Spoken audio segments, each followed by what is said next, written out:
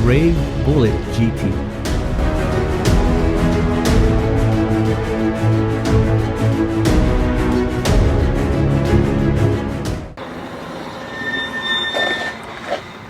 Hello everyone, welcome to Brian Unboxed. In this video, we're going to look at the RAEV Bullet GT electric bike. Here's a look at how the bike comes in when it's delivered. It's packaged well with a lot of the foam and plastic protecting it. Assembly is required and the user manual walks you through the process. With the bike, you get the charger, pedals, tools, front light, front fender, and user guide. And just to highlight the assembly process, basically you have to install the handlebars, install the front wheel, fender, and light, install the pedals, adjust the display angle, and adjust the brakes if needed. Going over some specs, this comes in 4 color options: black, red, yellow, and green. It has an aluminum alloy frame, 750 watt rear motor, 1000 watt peak, and has 75 Newton meters of torque. You have 2 battery options, 48 volt 20 amp hour and a 48 volt 28 amp hour, both Samsung cells. LCD display, 3 pedal assist levels, thumb throttle, 31 plus mile range with a 20 amp hour battery and 43 plus miles with a 28 amp hour, 28 mile per hour top speed, Shimano 7-speed shifter, front and rear lights, front and rear fenders, front and rear suspensions. The bike weighs in at 80 plus pounds with a max load of 330 pounds. The ideal rider height is 5'2" to 5'10", and here's a look at the overall dimensions. A walkthrough around the bike, you can see that the front has a front light, front suspensions, front fender, 20 by 4 inch tires, and hydraulic disc brakes. Towards the middle and the back, you have the charging port, the battery, rear suspensions, rear fender, rear light, hydraulic disc brakes, and kickstand. On the other side, you can see the 750 watt rear motor, 7-speed cassette, rear derailleur. And on the right side of the battery, you have the battery keyhole. Looking at the handlebar area, you have the brake levers, controls, LCD display, gear shifter, and thumb throttle. Powering up the display, you can see it's simple and easy to read. Pressing the power button again will cycle through the odometer, trip, time, power, and average speed. Pressing the plus button will cycle through the pedal assist levels 1, 2, and 3, and pressing the minus will decrease it. Holding down the plus button will activate the front and rear lights.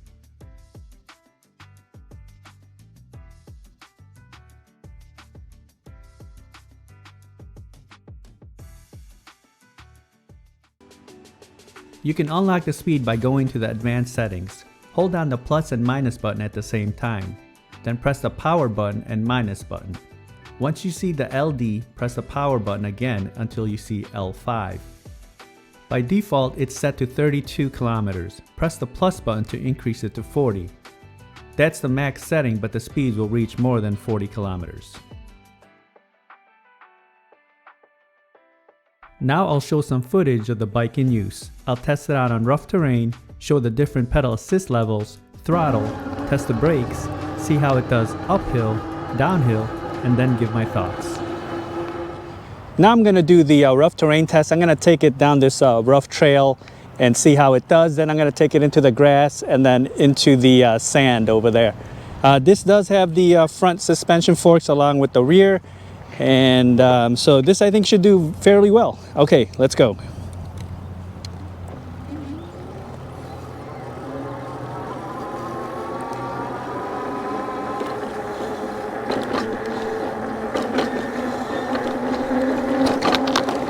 All right, so far so good. You know, the seat is nice and soft as well, so suspensions are absorbing the bumps. It's got the fat tires.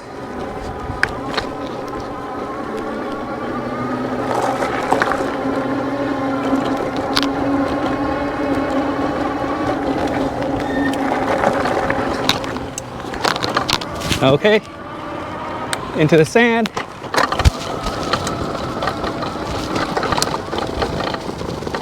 Okay, handled that with ease. Now I'm going to do the speed test. I'm going to start off with the pedal assist modes. This has 3 levels. I'll start off with pedal assist 1, see how fast it can go and move all the way to 3. After that, we'll just use the thumb throttle. Okay, here we go. Speed test with the pedal assist.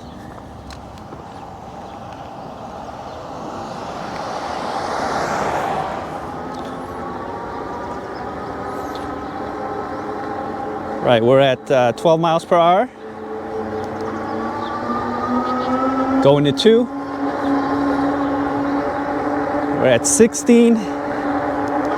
And moving to 3. Definitely feel it pick up now with the speed.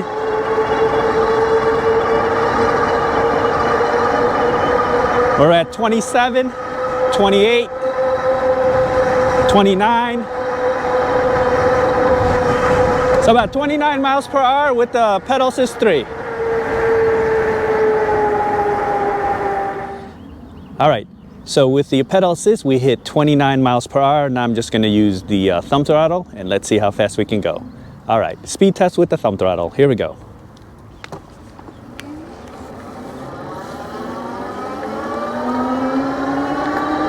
All right, we're at 18, just like that.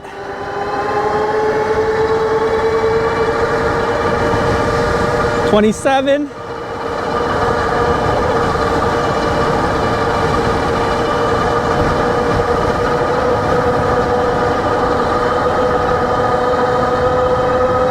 $28. Now I'll test out the brakes. I'll take it to max speed, and once I come into view, I'll hit the brakes and you can use the parking lines as reference.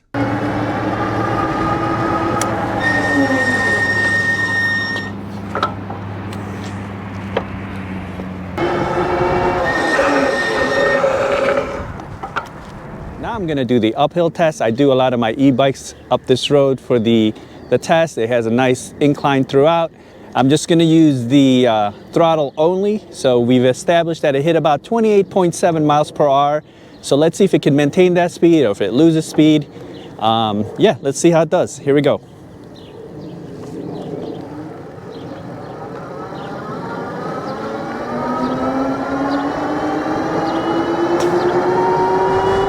All right, we're at 21. 25, beginning the climb here. So at 27, beginning the climb.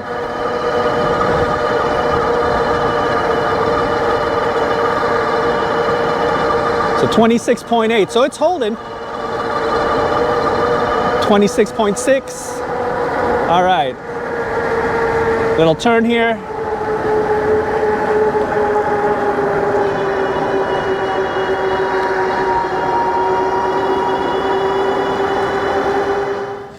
Okay, so with the uphill test, it did well. We just lost some minimal speed. It maintained about 26.6 to 27 miles per hour.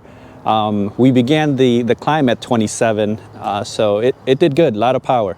Now I'm gonna do the downhill test. Have a feeling it will definitely pick up some power, and I'm gonna probably have to slow it down as we approach that turn towards the bottom there. Okay, downhill test, here we go.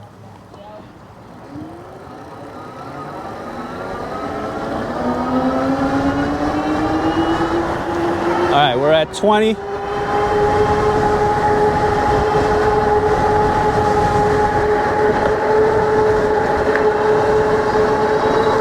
$24.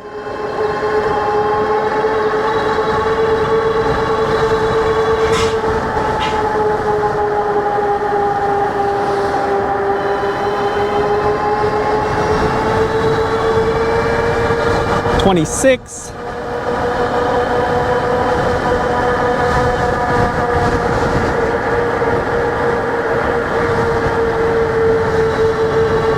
So hit about 27 and a half. Here are my thoughts on the bike. The assembly was easy and straightforward, and you can be up and running in no time. The build and quality of the bike is excellent. The frame feels solid and there's some good weight to it. It has a sharp retro look as well. And the paint job really shines. It has a nice glossy finish. There were no scratches or imperfections on the bike. Cable management is ran well through the frame and no wires stick out, except the front, which has a sleeve organizing it. I like the front and rear fenders along with the large front light and rear light. The ride was extremely comfortable. The seat is long and wide and very soft. There were no rattles, vibrations, or noises, and the steering felt stable. The handlebars had a good length and height. If you are a bit taller and over 5'10", the frame may be a bit small, but in the near future they're releasing another model with a larger frame and more power. It handled the rough surfaces with no issues. The front and rear suspensions along with the fat tires do the work in absorbing a lot of the bumps, and the soft seat helps as well. The 750 watt motor with 1000 watt peak is powerful and had no issues moving the bike. It was able to handle the inclines with minimal speed loss. Using the pedal assist, I was able to reach 29 miles per hour. With the throttle only, I reached 28 miles per hour. This has an advertised speed of 28 miles per hour top speed. It also has an estimated range of 43 plus miles depending on the battery configuration. This will also depend on the pedal assist level, throttle usage, weight, and environment you're in.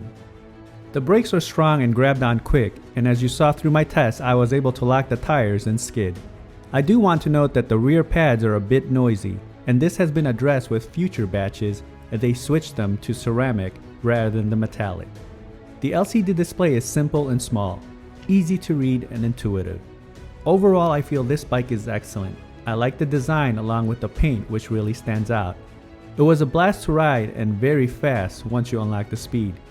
This definitely ranks up there with one of my favorite e-bikes that I have tested. So that is my review of the RAEV Bullet GT electric bike.